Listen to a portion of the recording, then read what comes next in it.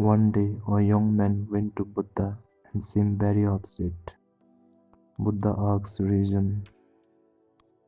Young man told him that his dad has died and he wanted to perform best after ritual for his father's good or bad action in his life.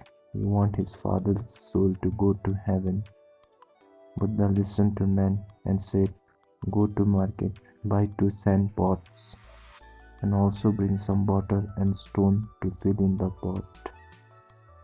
Young man went to market and bought them, thinking that this was for rituals. The young man filled one pot with water and other with stone and sealed them.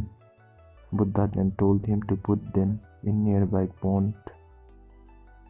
Young boy did as Buddha said, and both pots sank to bottom of pond. Now Buddha asked him to bring big stick and break both pots to open. As young man hit pots and break them, the water escaped from first and floated to the surface. But where a stone from other pot settled at bottom.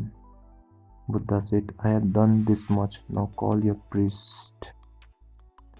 Let them come and pray, O stone, rise to the surface, O water, sink to the bottom."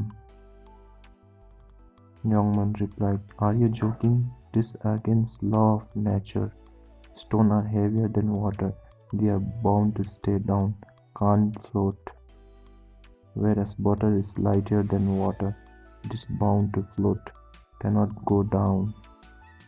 Buddha replied, "Young man, you know so much about nature, yet you don't want to understand the law that is applicable to one and all.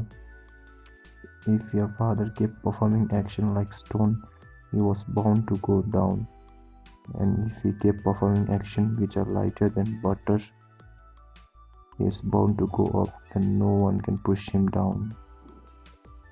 Our difficulty is that we think that some invisible power will somehow favor us, even though we do nothing to change our own action.